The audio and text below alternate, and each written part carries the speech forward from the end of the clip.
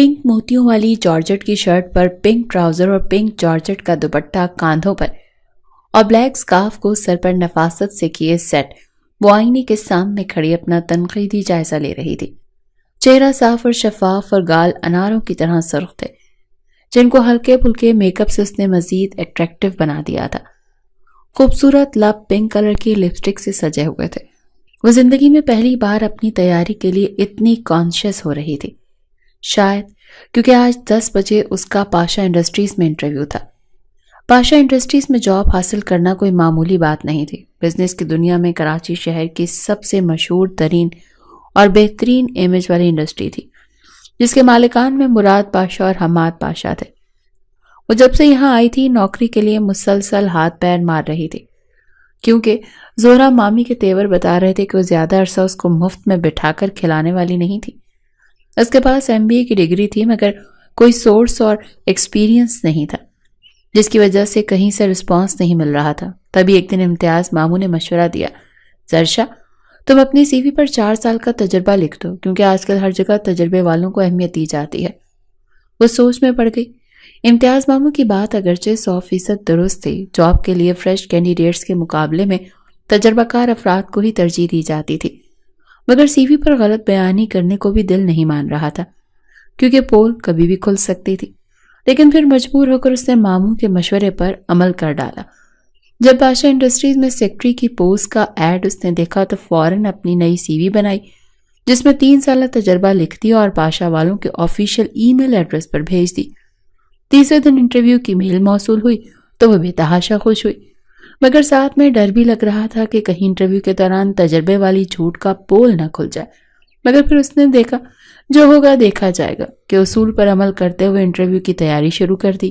اتنی بڑی کمپنی میں انٹرویو کے لیے جا رہی تھی تو کانفیڈنس کا ہونا تو لازمی تھا، لہٰذا اس نے YouTube کی مدد لی اور آئینے کے سامنے پریکٹس بھی کرتی رہی۔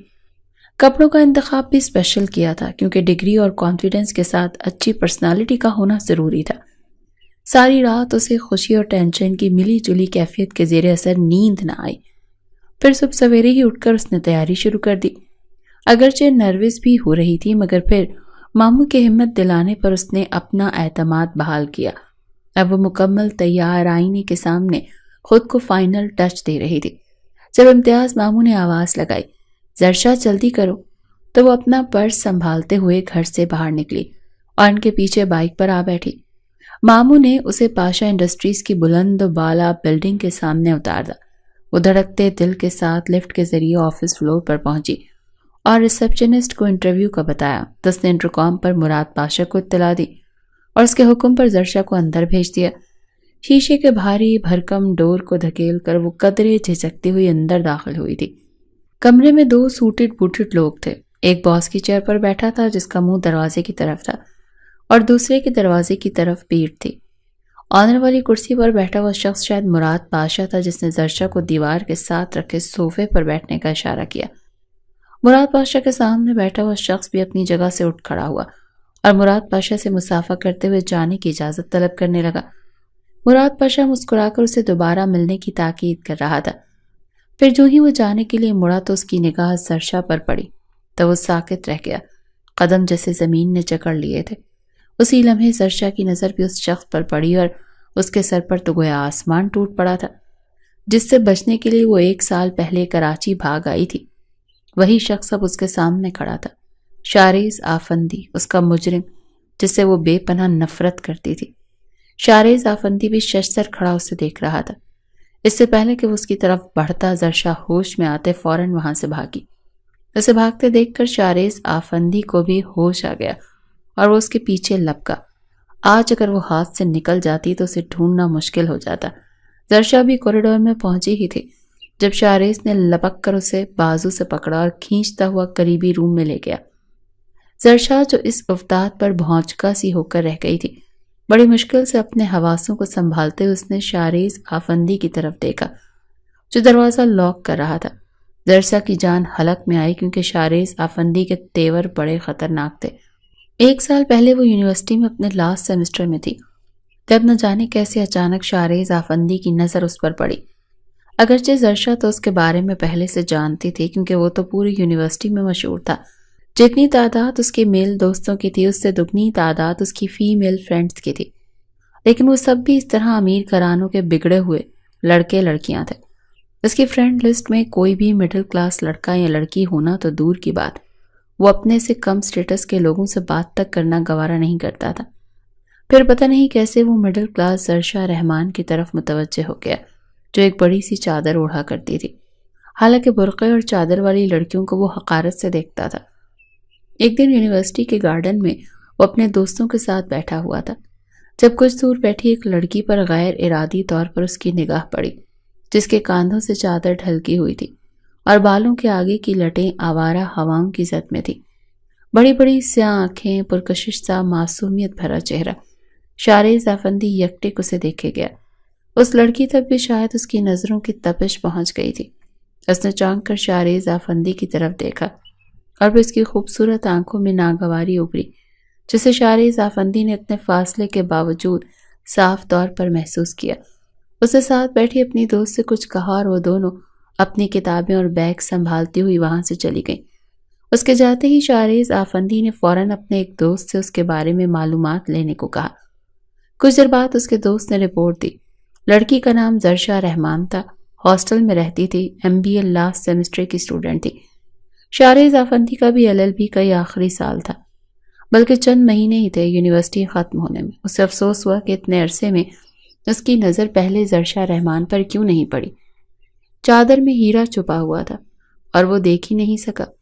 بہرحال اپنی بے خبری پر خود کو لعنت ملامت کرتا وہ پہلی فرصت میں ہی زرشا رحمان کے پاس پہنچ گیا، جو ڈپارٹمنٹ کے ایک گوشے میں اکیلی بیٹھی نوٹس بنا رہی تھی۔ یونیورسٹی کے سب سے ہینڈسم، امیر، مغرور اور بدنام لڑکے شارز افندی کو اپنے پاس دیکھ کر وہ حیران رہ گئی۔ پھر جب اس کے آنے کا مقصد پتا چلا تو زرشا کے تن بدن میں آگ لگ گئی۔ شارز افندی اس سے دوستی کرنا چاہتا تھا۔ زرشا نے اچھے سے سن رکھا تھا کہ اس کی لڑکیوں سے دوستی کس طرح کی تھی۔ اپنے فلیٹ میں لے جا کر کسی ٹیشو پیپر کی طرح وہ انہیں استعمال کرتا تھا، اور اس سب میں ان لڑکیوں کو اپنی رضامندی شامل ہوتی تھی، جو کسی پکے ہوئے آم کی طرح شارز افندی کی جھولی میں گرنے کو ہر وقت تیار رہتی تھی۔ وہ اسے انکار کر کے وہاں سے چلی گئی۔ شارز افندی اس کے انکار پر حیران رہ گیا۔ لڑکیاں تو اس سے دوستی کے لیے خود اس کے پیچھے آتی تھی، اس مڈل کلاس معمولی لڑکی کو تو اس نے خود آفر کی اور وہ ٹھکرا کر چلی گئی۔ یہ بات اس کے لیے جتنی حیران کن تھی، اس سے کہیں زیادہ تیش دلانے والی بھی تھی۔ اسے انکار کی سزا دینا چاہتا تھا، مگر اس کے دوست کاظم درانی نے اسے سمجھایا کہ مڈل کلاس لڑکیاں گرل فرینڈز بننے کو اتنی آسانی سے تیار نہیں ہوتی۔ ان کے ہاں لڑکوں سے دوستیاں کرنا معیوب بات سمجھی جاتی ہے، اسی لیے خود پر کنٹرول کرو۔ زرشا رحمان کو تھوڑا ٹائم دو، کوشش کرتے رہو، کچھ ٹائم بعد وہ ضرور پگھل جائے گی۔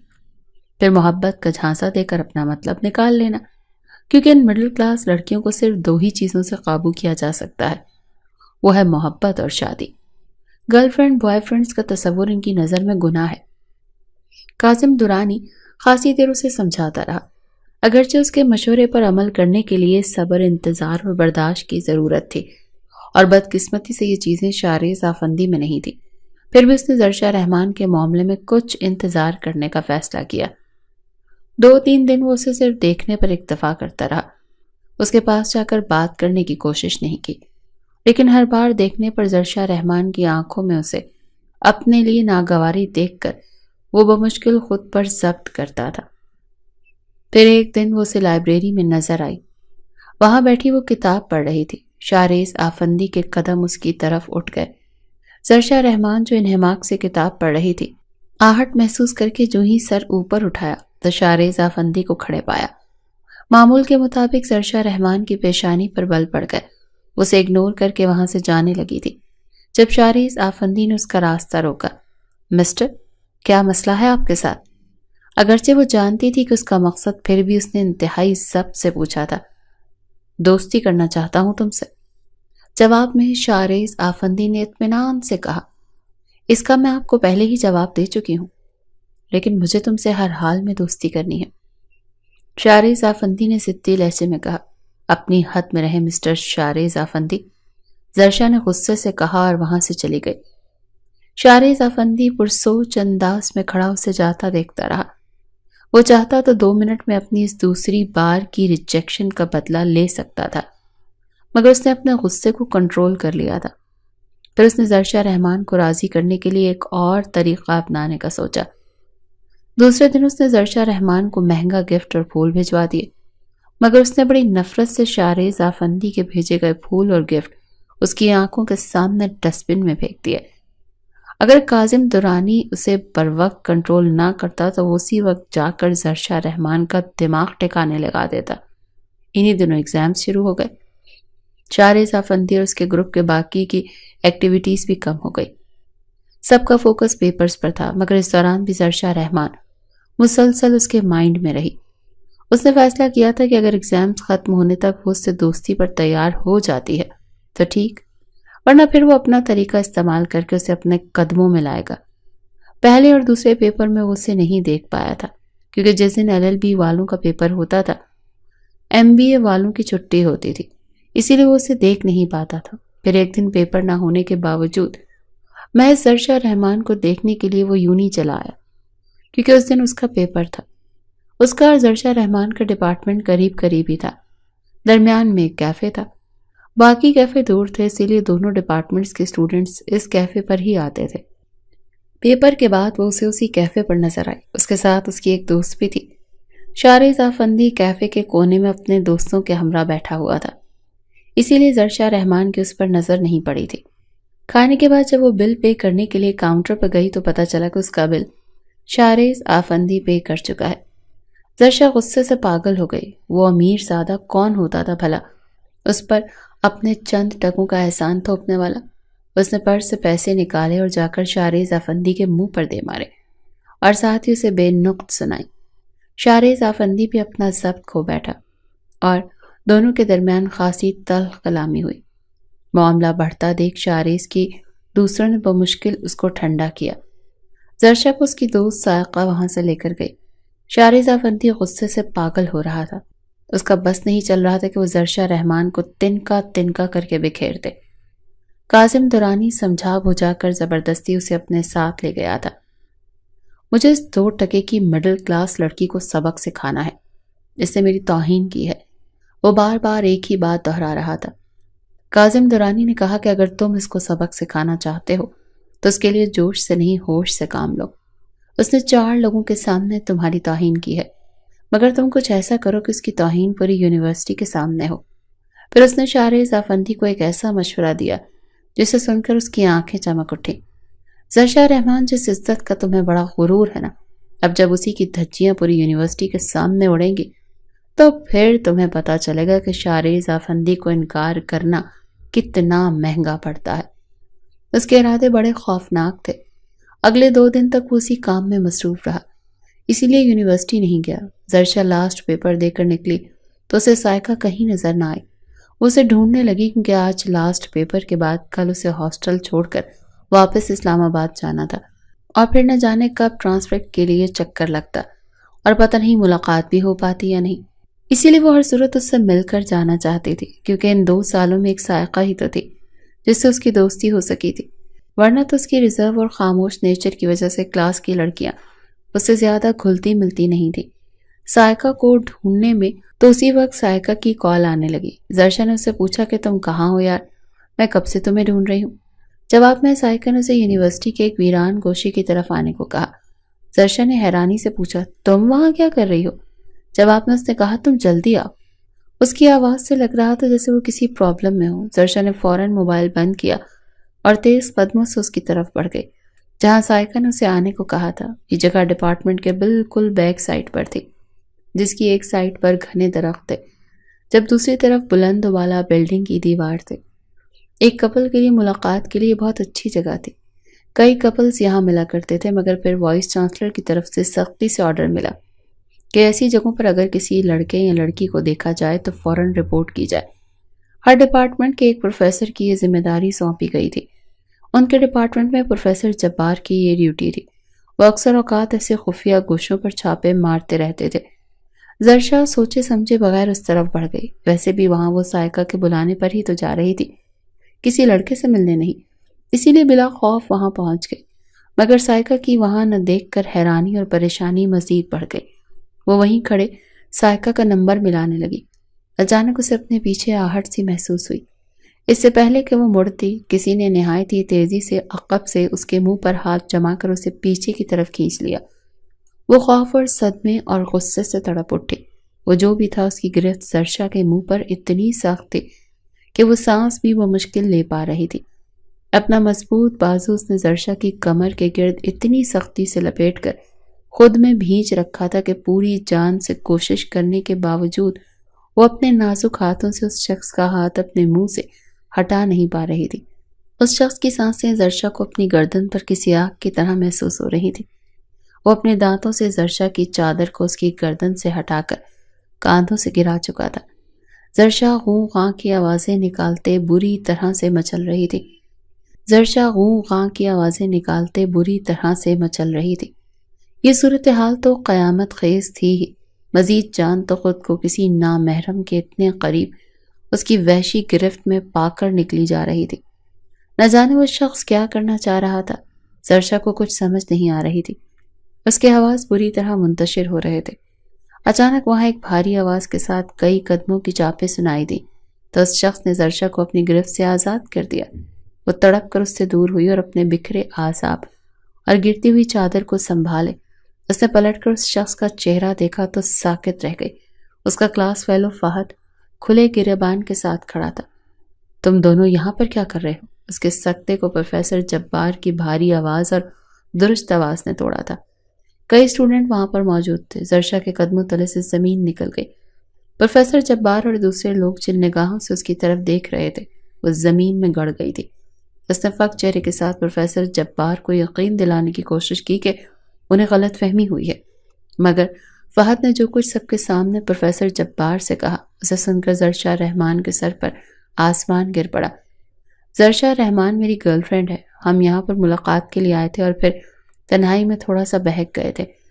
ہم سے غلطی ہو گئی، ہمیں معاف کر دیں۔ زرشا پھٹی پھٹی نگاہوں سے فہد کی طرف دیکھ رہی تھی۔ تم جھوٹ کیوں بول رہے ہو؟ میرا تم سے کوئی تعلق واسطہ نہیں ہے، نہ میں تم سے ملنے آئی ہوں، اس نے صدمے سے چلا کر اور غصے سے چلا کر کہا، مگر جواباً وہ ڈھٹائی سے مزید بکواس کرنے لگا۔ اب مکرنے کا فائدہ نہیں زرشا، بہتر ہوگا میری طرح تم بھی معافی مانگ لو سر سے۔ فہد کے جھوٹ پر اس کا دل چاہا کہ وہ ذلیل انسان کا گلا دبا دے۔ اس نے رو رو کر صفائی دینے کی بہت کوشش کی مگر پروفیسر نہ مانا۔ ان دونوں کا حلیہ بھی اس چیز کی نشاندہی کر رہا تھا کہ وہ دونوں یہاں کیا کر رہے تھے۔ پروفیسر جبار ان دونوں کو وائس چانسلر کے پاس لے گیا۔ وائس چانسلر نے دونوں کی انسلٹ کرتے ہوئے آئندہ کے لیے یونیورسٹی میں قدم نہ رکھنے کا حکم دیا۔ دکھ، صدمے اور ذلت کے احساس سے سفید پڑتے چہرے اور کانپتے ہوئے جسم کے ساتھ جب وہ وائس چانسلر کے آفس سے باہر آئی تو اس کا تماشا دیکھنے والا طلبہ کا ایک ہجوم تھا۔ تمسخرانہ نگاہیں، کئی طرح کی حقارت بھرے جملے، ہنسی۔ زرشا کا دل کر رہا تھا زمین پھٹے اور وہ اس میں جا سمائے۔ بہتی آنکھوں اور جھکتے سر کے ساتھ بمشکل قدم اٹھاتے اس ہجوم کے سامنے سے جلد از جلد وہ گزر جانا چاہتی تھی، جب اچانک شارز آفندی اس کے سامنے آ گیا۔ کیوں زرشا رحمان، کیسا محسوس ہو رہا ہے؟ بڑی نیک شریف بنی پھرتی تھی، پل میں ساری نیک نامی مٹی میں مل گئی۔ اس کی سانپ کی طرح پھنکارتی سرد آواز میں کہے گئے فقرے اور چہرے کے تاثرات سے زرشا رحمان کو جھٹکا لگا۔ لمحے کے 1000ویں حصے میں اسے اس سارے گیم کی وجہ سمجھ آ گئی۔ اس کے ساتھ یہ سب کچھ شارز آفندی نے کروایا تھا۔ صدمے سے نڈھال اس کے مردہ وجود نے غصے کی آگ میں دہک اٹھتے ہی اچانک جیسے جان آ گئی۔ اگر وہ یوں ہی خاموشی سے چلی جاتی تو اس کے کردار کا غلط تاثر ہمیشہ کے لیے یہاں رہ جاتا۔ تو یہ سارا کیا دھرا تمہارا ہے؟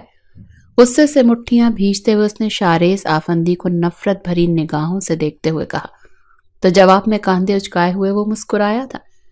زرشا چند پل کے لیے اسے خون آشام نگاہوں سے دیکھتی رہی اور پھر اپنے جسم کی تمام انرجی بروئے کار لاتے ہوئے شارز آفندی کے منہ پر ایک تماچا دے مارا۔ صرف اسی پر بس نہیں کیا بلکہ اس پر تھوک بھی دیا، جو چہرے پر تو نہیں مگر کپڑوں پر ضرور گیا۔ آس پاس کے تمام اسٹوڈنٹس ہکا بکا رہ گئے۔ شارز آفندی گال پر ہاتھ رکھے چند لمحے تو ساکت رہ گیا، پھر انتہائی جارحانہ انداز میں زرشا کی طرف بڑھا جیسے اس کا گلا دبا ڈالے گا۔ اس کے دوستوں نے بھاگ کر اسے قابو کیا۔ زرشا رحمان غصے سے چلا کر کہنے لگی، میرے ساتھ جو کچھ بھی ہوا یہ اس کمینے انسان نے کروایا ہے، کیونکہ میں نے اس کی دوستی کی آفر ٹھکرائی تھی، جس کا بدلہ لینے کے لیے اس نے یہ کھیل کھیلا۔ وہ چلا چلا کر اسے گالیاں دے رہی تھی اور بد دعائیں دینے کے ساتھ ساتھ اس کی ایک ایک بات وہاں موجود لوگوں کو بتائی گئی۔ کچھ دیر پہلے جن نگاہوں میں زرشا کے لیے حقارت تمسخر تھا، وہ سب نگاہیں حیرانگی اور افسوس سے شارز آفندی کو دیکھ رہی تھی۔ شارز آفندی سرخ چہرے کے ساتھ زرشا رحمان کو گھور رہا تھا۔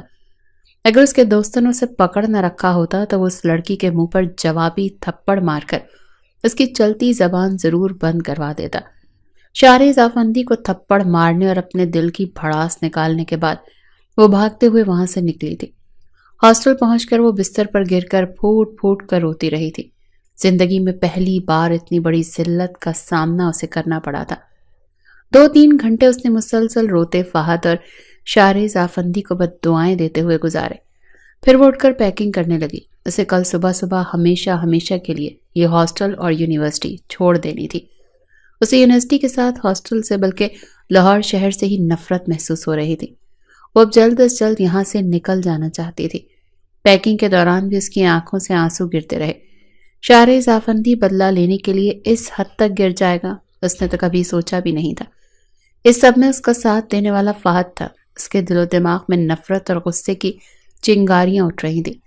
اچانک اسے سائقہ کا خیال آیا۔ اسے اس جگہ پر بلانے والی تو وہی تھی۔ زرشا کو یاد آئی اس پورے حادثے کے دوران اسے سائقہ کو نہیں دیکھا تھا، تو کیا اس کی پیٹھ میں چھرا اس کی اپنی دوست نے کھونپا تھا؟ اس نے اپنے پرس سے فون نکال کر دیکھا، سائقہ کی کوئی کال کوئی میسج بھی نہیں تھا۔ زرشا نے اس کا نمبر ملایا تو وہ بند جا رہا تھا۔ واٹس ایپ کھول کر چیک کیا تو اس کی ڈی پی شو نہیں ہو رہی تھی، یعنی وہ اسے بلاک کر گئی تھی۔ زرشا کو شدید دھچکا لگا۔ سائقہ کا غائب ہونا اور اسے بلاک کرنا اس بات کا ثبوت تھا کہ اس کھیل میں اس نے بھی حصہ لیا تھا۔ نہ جانے پیسے لے کر دوست سے غداری کی یا کوئی اور وجہ تھی۔ بہرحال اس نے زرشا کے اعتماد کا خون کیا تھا۔ وہ گمسم بیٹھی سائقہ کے دھوکے کا ماتم کر رہی تھی جب اس کے موبائل پر ایک انجان نمبر سے کال آئی تھی۔ نہ جانے کون تھا، اس نے اپنی شناخت ظاہر کیے بنا زرشا سے کہا وہ جلد از جلد ہاسٹل سے نکل کر اپنے گھر چلی جائے۔ شارز آفندی اس کے اغوا کا پلان بنا چکا ہے۔ اس کے آدمی کل ہاسٹل کے باہر چھپ کر بیٹھیں گے۔ جیسے ہی وہ باہر نکلے گی اسے اٹھا لیں گے اور اس کے بعد اس کے ساتھ کیا کرے گا یہ وہ خود بھی جانتی تھی۔ زرشا رحمان کے پورے وجود میں خوف کی لہر دوڑ گئی۔ نہ جانے وہ شخص سچ کہہ رہا تھا یا نہیں، مگر اتنا تو وہ بھی جانتی تھی کہ شارز آفندی اسے چھوڑنے والا تو ہرگز نہیں تھا۔ پہلے صرف زبانی جھگڑے کا بدلہ لینے کے لیے اس نے اتنی بڑی حرکت کر دی تھی، اور اب تو وہ اسے تھپڑ مار آئی تھی، وہ بھی پوری یونیورسٹی کے سامنے۔ پھر کیسے وہ چپ بیٹھ سکتا تھا بھلا؟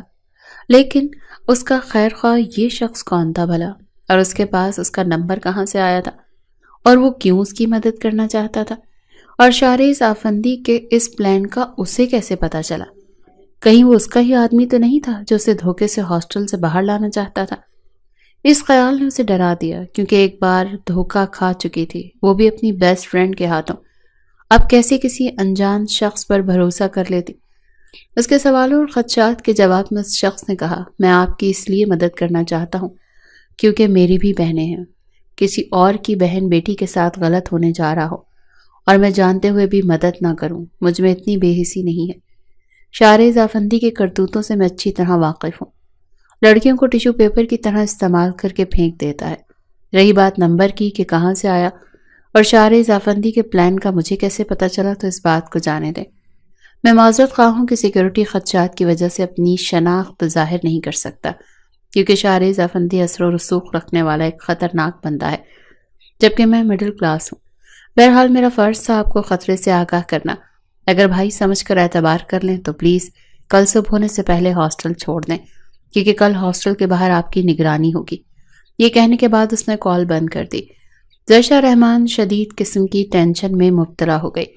وہ فیصلہ نہیں کر پا رہی تھی کہ اس انجان شخص کی بات پر بھروسہ کرتے ہوئے ابھی ہاسٹل چھوڑ دے یا صبح تک رکے۔ رکنا بھی خطرے سے خالی نہیں تھا۔ سائقہ کے علاوہ اس نے کوئی دوست بھی نہیں بنائی تھی جس سے مشورہ کرتی۔ روم میٹ بھی گھر گئی ہوئی تھی۔ اگر یہاں ہوتی تو بھی زرشا اس سے اپنی پرسنل باتیں شیئر نہیں کر سکتی تھی، کیونکہ دونوں کے درمیان بے تکلفی نہیں رہی کبھی۔ پھر اس نے اللہ پر چھوڑتے ہوئے ہاسٹل سے نکلنے کا فیصلہ کیا۔ جلدی جلدی اپلیکیشن لکھ کر وہ ہاسٹل وارڈن کے پاس گئی اور تمام واجبات کلیئر کر کے درود شریف پڑھتی وہ ہاسٹل سے نکل آئی۔ ٹیکسی میں بیٹھ کر بس اسٹاپ پر پہنچی تو خوش قسمتی سے ایک بس اسلام آباد کی طرف روانگی کے لیے تیار کھڑی تھی۔ وہ جلدی سے بس میں سوار ہو گئی۔ بس میں بیٹھ کر اسے یقین آ گیا جس نے اسے کال کی تھی وہ واقعی میں ہی اس کا خیر خواہ تھا۔ زرشا دل ہی دل میں اس کی ممنون ہو رہی تھی۔ امتیاز ماموں کو کال کر کے اس نے آنے کا بتا دیا تھا۔ اس کے پیرنٹس کی ایک حادثے میں 5 سال پہلے ڈیتھ ہو چکی تھی۔ وہ ماموں ممانی کے ساتھ رہتی تھی۔ ماموں کی اپنی کوئی اولاد نہیں تھی۔ وہ زرشا کو اپنی اولاد کی طرح ہی چاہتے تھے۔ البتہ زہرہ ممانی تھوڑی تنگ دل قسم کی عورت تھی۔ امتیاز ماموں نے اس کا ایڈمیشن اسی لیے لاہور کی یونیورسٹی میں کرایا تھا کیونکہ ایک تو پنجاب یونیورسٹی میں پڑھنا زرشا کی خواہش تھی اور دوسرا وہ اپنی بیوی کی عادتوں سے بھی واقف تھے۔ زرشا کو کبھی سکون سے نہ پڑھنے دیتی، بس اسے اپنے مقررہ ٹائم سے لیٹ پہنچایا تھا۔ بس اسٹاپ پر امتیاز ماموں سے لینے آئے تھے۔ راستے میں انہوں نے بتایا کہ ان کا تبادلہ کراچی ہو گیا ہے، 2 دن بعد وہ شفٹ ہو رہے ہیں، تو اسی کے انتظار میں رکے ہوئے تھے۔ زہرہ مامی ہمیشہ کی طرح فارمل انداز میں اس سے ملی تھی۔ اس نے احتیاطاً اپنا پرانا نمبر بھی بند کر دیا۔ تیسرے دن وہ امتیاز ماموں اور زہرہ مامی کے ساتھ کراچی کے لیے روانہ ہو گئی تھی۔ کراچی آنے کے کچھ دن کے بعد اسے قریبی اسکول میں 7,000 پر نوکری مل گئی۔ 6 مہینے تو اسی نوکری پر گزارا کیا، پھر اپنی تعلیم کے لحاظ سے اچھی جاب کی تلاش شروع کر دی، مگر اس لیے ٹرانسکرپٹ کی ضرورت تھی کیونکہ ڈگری تو 2 سال بعد ہی آتی ہے، مگر ٹرانسکرپٹ کے بیس پر کسی اچھی پوسٹ پر اپلائی کیا جا سکتا تھا، مگر ٹرانسکرپٹ بنوا کر کون دیتا؟ اگر ماموں سے کہتی تو وہ فوراً ساتھ چلنے کو تیار ہو جاتے، مگر وہ خود دوبارہ وہاں جانا نہیں چاہتی تھی۔ ایک تو بری یادیں وابستہ تھی اس جگہ سے، دوسرا دل میں کہیں شارز آفندی کا بھی خوف موجود تھا۔ کیا پتہ وہ انتقام لینے کے لیے ابھی بھی اسے ڈھونڈ رہا ہو۔ اچانک اسے اپنے اس خیر خواہ کا خیال آیا جس نے اس شام اسے کال کی تھی۔ شارز آفندی کے پلان کے بارے میں بتاتے ہوئے فوری ہاسٹل چھوڑنے کا مشورہ دیا تھا۔ شاید وہ شخص اس سلسلے میں میری مدد کرے۔ اگرچہ یقین تو نہیں تھا مگر ٹرائی کرنے میں کیا حرج تھا۔ اس نے پرانی سم آن کی اور اس شخص کا نمبر ڈھونڈا جو اس رات بس میں بیٹھے اس کے خلوص نیت کا یقین ہو جانے کے بعد اس نے ویل وشر کے نام سے سیو کیا تھا کہ اس کا شکریہ ادا کرے گی، مگر ایسا کر نہیں پائی تھی۔ 6 مہینے بعد وہ اس نمبر پر کال ملا رہی تھی۔ تیسری بیل پر ریسیو کر لیا گیا تھا۔ مردانہ ہی آواز تھی مگر وہ پہچان نہیں پائی کہ وہی شخص تھا یا کوئی اور۔ اسے کون کے جواب میں زرشا کی سمجھ نہیں آئی وہ کیا حوالہ دے کر تصدیق کرے کہ وہ وہی شخص تھا یا کوئی اور۔ گہرا سانس لے کر اس نے کال کاٹ دی مگر دوسری طرف سے کال آنے لگی۔ آپ نے کال کیوں کاٹ دی مس؟ کس سے بات کرنی ہے آپ کو؟ وہ مہذب لہجے میں پوچھ رہا تھا۔ جواباً زرشا نے ہمت کرتے ہوئے کہا، مجھے جس سے بات کرنی ہے میں اس کا نام تو نہیں جانتی۔ اس نے ایک بار میری مدد کی تھی، آج پھر مدد کی ضرورت پڑ گئی ہے مجھے۔ یہ نمبر میرا ہی ہے اور پچھلے 4 سالوں سے استعمال کر رہا ہوں، لیکن ہیلپ تو میں نے کئی لوگوں کی ہوگی، آپ کوئی ہنٹ دے سکتی ہیں؟ اس کے کہنے پر زرشا نے محتاط انداز میں جواب دیا، جی وہ ایکچولی شارز آفندی کے سلسلے میں مدد کی تھی اس نے میری۔ زرشا رحمان دوسری طرف سے جیسے چونک کر پوچھا گیا۔ زرشا کے ہاں کرنے پر کہنے لگا، کیسی ہیں آپ؟ کس سلسلے میں مدد چاہیے؟ جواباً زرشا نے ٹرانسکرپٹ کے لیے کہا تو کچھ دیر وہ خاموش رہا اور پہ کہنے لگا، ٹھیک ہے میں کوشش کرتا ہوں، اور ہاں شارز آفندی کی طرف سے غافل مت رہیے گا، مجھے پچھلے مہینے پتہ چلا کہ وہ ابھی بھی آپ کی تلاش میں ہے، انتقام کی آگ میں جل رہا ہے کیونکہ اس روز آپ کے تھپڑ مارنے اور اس کی اصلیت بتانے پر اس کا امیج یونیورسٹی میں بہت خراب ہوا تھا۔ بات وائس چانسلر تک پہنچ گئی تھی۔ انہوں نے انویسٹیگیٹ کیا تو پتہ چلا کہ پروفیسر جبار کو بھی اس نے رشوت دی تھی۔ شارز آفندی کی تو جو بے عزتی ہوئی وہ ہوئی، پروفیسر جبار بھی 3 مہینے معطل رہے ہیں، اور اپنا یہ نمبر بھی بند رکھیں کیونکہ شارز آفندی کے پاس شاید ہو اس کے ذریعے وہ آپ تک پہنچ سکتا ہے۔ آپ کے بروقت ہاسٹل سے نکل جانے کی خبر نے اسے مشتعل کر دیا تھا۔ یہ بھی سننے میں آیا تھا کہ میں نے وہ آپ کو اسلام آباد میں بھی ڈھونڈ رہا تھا اور آپ بھی وہ وہیں ڈھونڈ رہا ہوگا۔ اس شخص کے انکشافات نے زرشا کے دل میں ایک مرتبہ پھر شارز آفندی کو لے کر خوف پیدا کر دیا۔ وہ تو سمجھی تھی وقت گزرنے کے ساتھ ساتھ اس کے انتقام کے تاثرات سرد پڑ گئے ہوں گے، مگر وہ تو ابھی بھی اسے ہی ڈھونڈ رہا تھا۔ وہ اتنی ڈری کہ اپنی سم نکال کر بھی توڑ دی۔ 10 دن کے اندر اسے اپنی ٹرانسکرپٹ بھی ڈاک کے ذریعے مل گئی تھی۔ یہ اس شخص کا اس پر دوسرا بڑا احسان تھا۔ اپنے نئے نمبر سے زرشا نے اس سے کانٹیکٹ رکھا ہوا تھا۔ چند مرتبہ کال پر بات کرنے کے بعد اس نے زرشا سے اپنا تعارف کروا دیا۔ وہ رجب آفریدی تھا، شاریز آفندی کا کلاس فیلو اور حریف۔ شاریز آفندی کے گروپ کا ایک لڑکا رجب آفریدی کے لیے مخبری کیا کرتا تھا۔ اس کے ذریعے ہی اسے زرشا رحمان کے بارے میں شاریز آفندی کے خطرناک ارادوں کا پتہ چلا، تو اس نے ایک کلرک کو پیسے دے کر زرشا کی فائل سے اس کا نمبر نکال کر اسے بروقت آگاہ کر کے بچا لیا تھا۔ رجب آفریدی اب اس کا اچھا دوست بن چکا تھا۔ ایک بار وہ کسی کام سے کراچی آیا تو زرشا نے اس سے ملاقات بھی کی تھی۔ وہ صرف نیچر کا ہی اچھا نہیں تھا بلکہ گڈ لکنگ بھی تھا۔ کچھ عرصے سے وہ انگلینڈ گیا ہوا تھا ایک کورس کے سلسلے میں۔ اس نے کھل کر تو نہیں مگر اشاروں کنایوں میں زرشا کو باور کرا دیا تھا کہ وہ اس کے لیے فیلنگز رکھتا ہے۔ زرشا نے سوچ رکھا تھا جب بھی وہ اسے شادی کا کہے گا وہ پرپوزل ایکسیپٹ کر لے گی۔ ٹرانسکرپٹ مل جانے کے بعد اس نے کئی جگہ اپلائی کیا اور پھر جب مراد پاشا انڈسٹریز میں انٹرویو کے لیے بلایا گیا تو 1 سال بعد شاریز آفندی کو وہاں دیکھ کر وہ ڈر گئی اور وہاں سے بھاگنا چاہا تھا، مگر شاریز آفندی نے اس کی یہ کوشش ناکام بنا دی۔ دروازہ لاک کرنے کے بعد جب وہ خطرناک تیوروں سمیت اس کے قریب آیا تو زرشا خوف سے بے ہوش ہو گئی۔ جب ہوش آیا تو اس نے اپنے آپ کو کسی اجنبی کمرے میں بیڈ پر لیٹے پایا۔ گھبرا کر وہ فوراً اٹھی تھی پر صوفے پر بیٹھے شاریز آفندی پر نگاہ پڑی تو سہم گئی۔ وہ ٹانگ پر ٹانگ رکھے بڑے ہی سکون سے اسے دیکھ رہا تھا، پھر صوفے سے اٹھ کر اس کے پاس آنے لگا۔ زرشا خوف سے لرزتے ہوئے بیڈ پر پیچھے کی جانب کھسکنے لگی۔ وہ دونوں ہاتھ بیڈ پر رکھے اس کی آنکھوں میں آنکھیں گاڑتے آگے کی طرف جھکا اور سرد سلگتی ہوئی آواز میں بولا، تمہیں کیا لگا تھا زرشا رحمان؟ تمہارا کبھی مجھ سے سامنا ہی نہیں ہوگا کیا؟ پچھلے 1 سال سے ڈھونڈ رہا تھا۔ جو تھپڑ تم نے بھری یونیورسٹی میں میرے منہ پر مارا تھا اس تھپڑ کی گونج آج بھی مجھے اپنے کانوں میں سنائی دیتی ہے۔ چاہو تو ابھی کے ابھی تم سے حساب برابر کر لوں۔ ایسا ہی سوچا ہوا تھا کہ جب بھی ملو گی وہ حال کروں گا کہ ہمیشہ مجھے یاد رکھو گی، لیکن اب میں نے اپنا ارادہ بدل لیا ہے۔ تمہیں ایک ہی بار سزا نہیں دوں گا بلکہ پل پل تڑپاؤں گا اور پھر تمہارے تڑپنے کا مزہ اپنی آنکھوں سے دیکھوں گا۔ کیا مطلب؟ زرشا نے ہراساں نظروں سے دیکھتے خوف سے لرزتی ہوئی آواز میں پوچھا۔ مطلب یہ کہ تم ساری زندگی میری قید میں رہو گی۔ دنیا کی نظر میں تم میری بیوی کہلاؤ گی مگر میرے لیے تم صرف دشمن ہوگی جس کو اذیت دے کر پل پل تڑپانا ہے میں نے۔ نہیں، میں تم سے شادی نہیں کروں گی۔ انتقام لینا ہے تو ویسا ہی تھپڑ مجھے مار لو لیکن پلیز جانے دو۔ زرشا نے روتے ہوئے اس کے سامنے ہاتھ جوڑے۔ پاگل سمجھ رکھا ہے کیا مجھے؟ شاریز آفندی نے گھورا اور پھر کہنے لگا، چلو ٹھیک ہے، تمہاری سزا آسان کرتا ہوں۔ اپنے آپ کو 3-4 گھنٹوں کے لیے چپ چاپ میرے حوالے کر دو، اس کے بعد میں تمہیں جانے دوں گا۔ وہ یوں نارمل انداز میں کہہ رہا تھا جیسے یہ کوئی معمولی سی بات ہو، جبکہ زرشا کی سانس لینے میں اٹکنے لگی تھی۔ وہ نفی میں سر ہلاتی تڑپ کر بیڈ کی دوسری طرف سے اتر کر کھڑی ہو گئی۔ شاریز آفندی کے چہرے کے عضلات تن گئے۔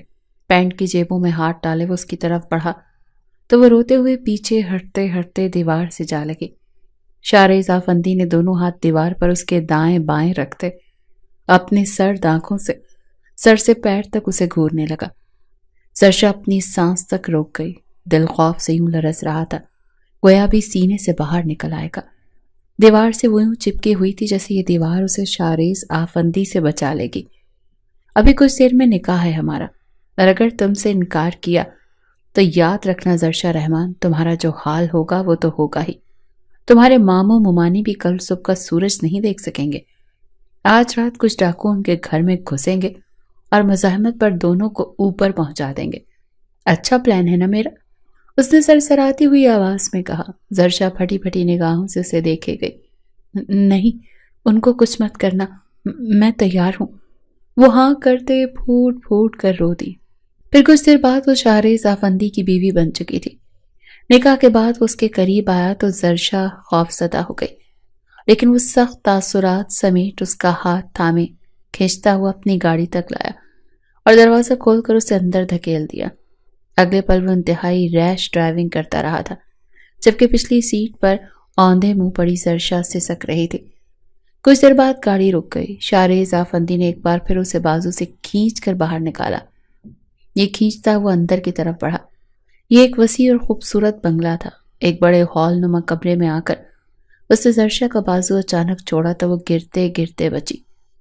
دوپٹہ سنبھال کر سر پر رکھتے اور حواسوں کو سنبھالتے اس نے سامنے دیکھا تو ایک ادھیڑ عمر شخص اور خاتون بیٹھے ہوئے تھے جو اب حیرانگی سے ان کی طرف دیکھتے اپنی جگہ سے اٹھ کھڑے ہوئے تھے۔ یہ لڑکی کون ہے؟ ادھیڑ عمر شخص نے شارز آفندی سے کڑے لہجے میں پوچھا۔ جواباً وہ لاپرواہی سے بولا، بیوی ہے میری۔ اس کی بات پر ان دونوں مرد اور عورت کو کرنٹ سا لگا جیسے۔ شارز آفندی کی اس ادھیڑ عمر شخص سے تو میں ہونے لگی۔ پھر بیچ میں اسی عورت نے بھی حصہ لیا تو وہ شدید غصے میں آ گیا اور انتہائی بدتمیزی سے کہنے لگا کہ وہ اس کے ذاتی معاملات میں دخل نہ دیں۔ ادھیڑ عمر شخص بھی اس عورت کی سائڈ لیتے ہوئے شارز آفندی کو مزید برا بھلا کہہ رہا تھا۔ زرشا خوف سے دھڑکتے دل کے ساتھ خاموش تماشائی بنی کھڑی تھی۔ اب ان کے جھگڑے کا موضوع گفتگو وہ نہیں بلکہ پیسے تھے جو شاید شارز نے اس ادھیڑ عمر شخص جو غالباً اس کا باپ تھا اس کی پرمیشن کے بغیر اڑائے تھے۔ کافی دیر تکرار کے بعد وہ غصے سے بکتا جھکتا واپس باہر نکل گیا، زرشا کی طرف دیکھے بنا۔ وہ دونوں مرد اور عورت اپنی بحث میں مصروف ہو گئے جبکہ زرشا ایک کونے میں ششتر کھڑی تھی کہ اب کیا کرے۔ جو شخص اسے لایا تھا وہ لاتعلق ہو کر نکل گیا تھا۔ اچانک اس کے ذہن میں جھماکا ہوا، اچھا موقع ہے وہاں سے نکلنے کا۔ وہ تیزی سے وہاں سے نکلی۔ اس مرد اور عورت نے اسے جاتے دیکھا مگر کہا کچھ نہیں۔ جب وہ گیٹ پر پہنچی تو گارڈ سامنے آ گیا۔ سوری میڈم، آپ باہر نہیں جا سکتی، چھوٹے صاحب کا سختی سے آرڈر ہے۔ زرشا گہری سانس لے کر رہ گئی۔ وہ اتنا بھی غافل نہیں تھا، اس کے متعلق احکام دیکھ کر ہی گیا تھا۔ وہ مرے مرے قدموں سے اندر کی طرف بڑھی۔ بحث میں مصروف مرد اور عورت اسے دوبارہ آتا دیکھ کر چونکے۔ وہ گارڈز نہیں جانے دے رہے۔ ان کی سوالیہ نگاہوں کے جواب میں وہ منمنائی۔ کیا وہ تمہیں زبردستی لایا ہے؟ مرد نے خشک لہجے اور زرشا سے پوچھا تو اس نے ڈبڈبائی آنکھوں سمیت اس بات میں سر ہلا دیا۔ دیکھ لیں کس قدر آوارہ مزاج ہے۔ آپ کا بیٹا کسی کی بیٹی کو زبردستی اٹھا کر لے آیا ہے اپنی عیاشی کے لیے۔ اس عورت کے الفاظ پر زرشا زمین میں گڑ گئی۔ تم اس کی سگی ماں کی طرح تربیت کرتی تو وہ آوارہ نہ بنتا۔ آدمی نے بھی فوراً تانا مارا تو وہ عورت بھڑک اٹھی اور اب ان کے درمیان جھگڑا شروع ہو گیا تھا۔ پھر جب عورت غصے سے واک آؤٹ کر گئی تو اس آدمی کو زرشا کا خیال آیا۔ اس نے بے حد خراب موڈ کے ساتھ ملازمہ سے کہا کہ اسے شارز آفندی کے کمرے میں چھوڑ آئے۔ ملازمہ اسے شارز آفندی کے کمرے میں چھوڑ کر چلی گئی تھی۔ وہ صوفے پر نڈھال انداز میں بیٹھی اپنے موجودہ حالات کے بارے میں سوچنے لگی۔ انٹرویو کے لیے وہ صبح 9:30 بجے گھر سے نکلی تھی اور اب شام ہو رہی تھی۔ اب تک گھر نہ پہنچنے پر امتیاز ماموں لازمی پریشان ہو رہے ہوں گے۔ موبائل بھی پاس نہیں تھا جو ان سے رابطہ کرتی۔ پرس اور موبائل یقیناً شارز آفندی کی کسٹڈی میں ہی ہوگا۔ اس نے ہاتھوں میں اپنا معاف ہوتا سر تھام لیا۔ اسے کچھ سمجھ نہیں آ رہا تھا کہ کیا کرے۔ نہ جانے شارز آفندی اب اس کے ساتھ کیا کرنے والا تھا۔ یہ سوچ سوچ کر ہی ہول اٹھ رہے تھے۔ نہ جانے کتنی دیر وہ ایک ہی پوزیشن میں بیٹھی اپنے حق میں بہتری کی دعا مانگتی رہی۔ پھر تھک ہار کر اس نے صوفے کی پشت سے ٹیک لگا لی اور کب نیند نے آنکھ گھیرا اسے پتہ ہی نہیں چلا۔ پھر آنکھ کمرے میں اٹھا پٹخ کی آواز کھلی۔ پھر وہ ہڑبڑا کر اٹھی اور شارز آفندی کو سامنے دیکھ کر ایک بار پھر سہم سی گئی۔ تم نے کیا بکواس کی ہے ڈیڈ سے کہ میں نے تم سے زبردستی نکاح کیا ہے اور تمہیں زبردستی لایا ہوں؟ اس کے سر پر کھڑا غرایا تو وہ خوف کے مارے اپنی آنکھیں بند کر گئی۔ شارز آفندی نے تل ملا کر اس کے جبڑوں سے دبوچا تو اس کی آنکھوں سے آنسو گرنے لگے۔ وہ کچھ بول ہی نہیں پائی۔ میں تمہارا وہ حشر کروں گا کہ تم میرے قدموں میں گر کر معافیا مانگو گی، اس نے سخت لہجے میں دھمکایا تو وہ لرزنے لگی۔ وہ کچھ پل اسے غصے سے گھورتا رہا اور پھر بڑبڑاتا ہوا واش روم کی طرف بڑھ گیا۔ کچھ دیر بعد وہ گیلے بالوں کو تولیے سے چھٹکتا ہوا واش روم سے برآمد ہوا۔ اس کا کثرتی بدن شرٹ لیس تھا، مضبوط مسلز، وسیع جسامت۔ وہ آئینے کے سامنے کھڑا اپنے بالوں میں برش کر رہا تھا اور ساتھ ہی کنکھیوں سے صوفے پر سہمی بیٹھی زرشا رحمان کو دیکھنے لگا۔ اس لڑکی کے لیے اس کے دل میں شدید غصہ تھا۔ اس نے سوچا تھا وہ جب بھی اسے ملے گی وہ اس کا حشر بگاڑ دے گا۔ اس کی عزت کی دھجیاں اڑا دے گا، اسے جان سے مار دے گا۔ اب وہ پچھلے 6 گھنٹوں سے اس کی دسترس میں تھی۔ حیرت انگیز طور پر اسے ڈرانے اور آنکھیں دکھانے کے وہ اس کے ساتھ کچھ بھی غلط نہیں کر پایا تھا، بلکہ اس سے نکاح کر بیٹھا تھا، جس کے بارے میں اس نے کبھی سوچا بھی نہیں تھا۔ اگرچہ دل میں غصہ تھا، مگر وہ مشتعل اور جنونی فیلنگز نہیں تھی جن کے زیر اثر وہ اس کے ساتھ کچھ غلط کرتا۔ سینے میں جلتی انتقام کی آگ بھی اس کے مل جانے کے بعد کچھ ٹھنڈی پڑتی محسوس ہو رہی تھی۔ وہ اپنی کیفیات پر خود ہی حیران تھا۔ اسے اگنور کرتا وہ اپنے بیڈ پر اس کی طرف پیٹ کر کے لیٹ گیا۔ جب کچھ دیر بعد اس کی ڈری سہمی منمناتی آواز اس کے کانوں میں پڑی، شاریز نے پلٹ کر اس کی طرف دیکھا۔ وہ صوفے پر بیٹھی بھیگی آنکھوں کے ساتھ اس سے التجا کر رہی تھی کہ اس کے ماموں پریشان ہو رہے ہوں گے، وہ ان سے بات کرنے دے تاکہ وہ کوئی بہانہ بنا کر انہیں مطمئن کر دے۔ ایک لمحے کو اس کا دل کیا وہ اس کی بات مان لے، مگر اگلے ہی لمحے وہ خود پر سختی کا خول چڑھائے۔ زرشا کو جھڑک گیا، پھر زرشا کے شب و روز اس کمرے میں ایک قیدی کی طرح گزرنے لگے۔ اس کا رویہ اگرچہ اچھا نہیں تھا تو اتنا برا بھی نہیں تھا۔ اب تک اپنی کسی بھی دھمکی پر اس نے عمل نہیں کیا تھا، یہاں تک کہ وہ زرشا کے قریب بھی نہیں آیا تھا، حالانکہ حق رکھتا تھا۔ زرشا نے اس بات پر شکر پڑھا تھا، اگر وہ انتقام کے جذبے کے ساتھ قریب آتا تو یقیناً اس کی تذلیل کرتا۔ 1 ہفتے بعد اسے وارننگ کے ساتھ کمرے سے باہر نکلنے کی اجازت اس نے دے دی، تاہم گھر سے باہر وہ ابھی بھی نہیں جا سکتی تھی۔ شاریز افندی زیادہ ٹائم گھر سے باہر ہی رہتا تھا۔ اسے ملازموں کے ذریعے گھر رہنے والے مکینوں کے بارے میں بھی معلومات مل گئی تھی۔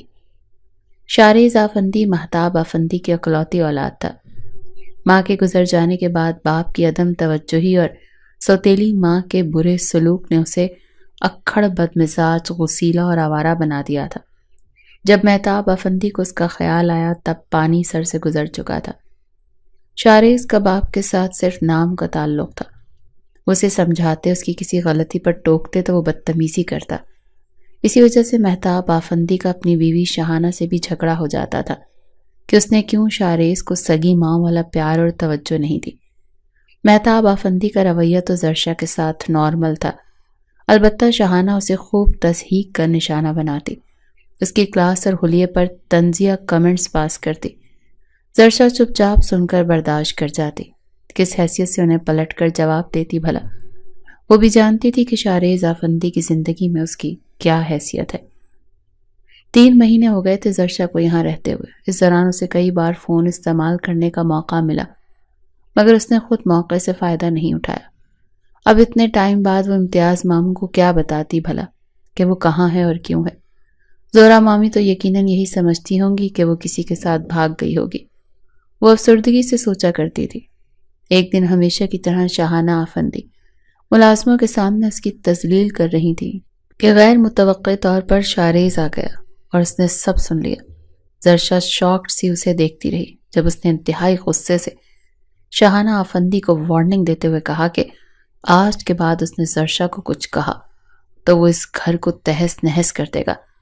شہانہ افندی کھانا کو فوراً وہاں سے ہٹ گئی، کیونکہ شاریز کے جنونی غصے سے وہ خود بھی گھبراتی تھی۔ شہانہ افندی کو اچھی خاصی سنانے کے بعد وہ زرشا کا ہاتھ پکڑے کمرے میں لے آیا اور پوچھنے لگا کب سے شہانہ افندی اس کے ساتھ ایسا سلوک کر رہی ہیں؟ زرشا نے جب ڈرتے ڈرتے کہا 3 مہینے سے، تو وہ سخت غصے میں آ گیا اور بری طرح ڈانٹنے لگا کہ اسے کیوں نہیں بتایا، اتنا عرصہ برداشت کیوں کرتی رہی؟ جواباً وہ چپ رہی۔ کیا کہتی ہیں کہ شاریز افندی تم نے ایسا حق دیا ہی کب؟ اس واقعے کے بعد شاریز افندی کا رویہ بہت اچھا تو نہیں، البتہ پہلے سے بہتر ہو گیا۔ وہ پہلے کی نسبت زیادہ ٹائم گھر پر گزارنے لگا، زرشا سے اپنے ذاتی کام کرواتا جن کو کر کے نہ جانے کیوں زرشا کو اچھا لگنے لگا تھا۔ اس کے دل میں شاریز افندی کے لیے نیگیٹو فیلنگز آہستہ آہستہ ختم ہو رہی تھی۔ مہتاب افندی اور شہانہ افندی کے ساتھ اس کے تعلقات ویسے ہی سرد تھے۔ ایک صبح آفس جاتے ہوئے مہتاب افندی کی گاڑی کا کسی ٹرالر سے شدید قسم کا ایکسیڈنٹ ہو گیا۔ مہتاب افندی کی حالت انتہائی سیریس تھی۔ شہانہ افندی کے ساتھ زرشا بھی ہاسپٹل آئی۔ پہلی بار اس نے شاریز افندی کو باپ کے لیے پریشان اور روتے دیکھا۔ کئی گھنٹوں کی طویل بے ہوشی کے بعد مہتاب افندی تھوڑی دیر کے لیے ہوش میں آئے۔ تھوڑی دیر کے لیے ہوش میں آئے تو ٹوٹے پھوٹے الفاظ میں شارز سے اپنی کوتاہیوں کی معافی مانگنے لگے۔ شارز باپ کے ہاتھوں کو آنکھوں سے لگا کر رو پڑا۔ زرشا سے اپنی ناراضگی ختم کر لینا بیٹا، اور شاہانہ کو گھر سے نہ نکالنا، یہ ان کے آخری الفاظ تھے۔ شارز آفندی نے ان کے آخری الفاظ کا مان رکھا، زرشا سے معافی مانگی اور کہا وہ چاہے تو اپنے ماموں کے پاس جا سکتی ہے۔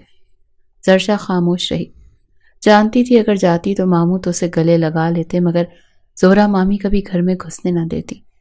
اپنی وجہ سے وہ ماموں ممانی کے آپس کے تعلقات خراب نہیں کرنا چاہتی تھی۔ غیر ذمہ دار اور لاپرواہ کہلائے جانے والے شارز آفندی نے باپ کے جانے کے بعد بزنس کو ایسا سنبھالا کہ پہلے سے بھی زیادہ مضبوط پوزیشن پر لے آیا۔ اس نے خود کو مکمل بزنس میں غرق کر لیا تھا۔ زرشا اور شاہانہ کے درمیان اچھے تعلقات قائم ہو چکے تھے۔ شارز نے جب شاہانہ سے اپنی تمام بدتمیزیوں کی سوری کرتے ہوئے انہیں پہلی بار ممی کہا تو اسے گلے سے لگا کر رو پڑی۔ زرشا آدھا ٹائم شاہانہ آفندی کے ساتھ گزارتی اور باقی ٹائم بور ہو کر گھر میں بے مقصد گھومتی رہتی تھی۔ اسے شارز پر غصہ آنے لگا تھا، جو اتنا اچھا بن گیا تھا کہ اس کی تمام ضروریات کا خیال تو رکھتا تھا، مگر جو اصل چیز زرشا کو چاہیے تھی، اس کی توجہ، محبت، اسے اس نے اگنور کر رکھا تھا۔ وہ ہر وقت جلتی کڑتی رہتی تھی۔ اس نے سوچ لیا تھا کہ اگر شارز آفندی کو اس میں دلچسپی نہیں تو اب وہ بھی اس کی پرواہ نہیں کرے گی۔ ان دنوں رمضان شروع ہو گئے تو زرشا نے خود کو مکمل طور پر عبادت میں مصروف کر لیا تھا۔ افطاری اور سحری وہ تینوں اکٹھے ہی کرتے تھے۔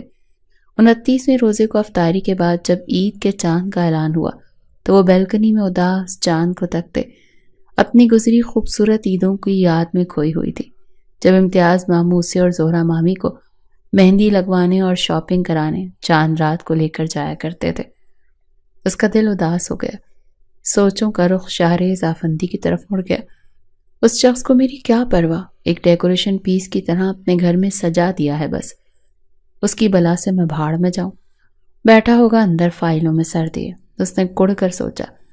اسی وقت اچانک شارز پیچھے سے اس کی آنکھوں پر ہاتھ رکھے، چاند مبارک مائی چاند، اس کے کان کے پاس گنگنایا۔ زرشا ششدر رہ گئی۔ اس کے ہاتھ ہٹا کر جھٹکے سے اس کی طرف مڑی تو وہ مسکرا رہا تھا۔ وہ حیران نظروں سے اسے دیکھ رہی تھی۔ جلدی سے تیار ہو جاؤ، شاپنگ پر چلنا ہے ہم نے۔ پھر کچھ دیر بعد چمکتی ہوئی آنکھوں اور لبوں پر دھیمی مسکراہٹ لیے وہ شارز کے ہمراہ شاپنگ مال میں تھی۔ ڈھیروں شاپنگ کے بعد اس نے شارز کی فرمائش پر مہندی لگوائی۔ شارز نے زرشا کی ہیلپ سے شاہانہ ممی کے لیے بھی شاپنگ کی۔ آدھی رات کو وہ گھر آئے تھے۔ زرشا صوفے پر سونے لگی تھی جب شارز نے پکڑ کر بیڈ پر لٹا دیا۔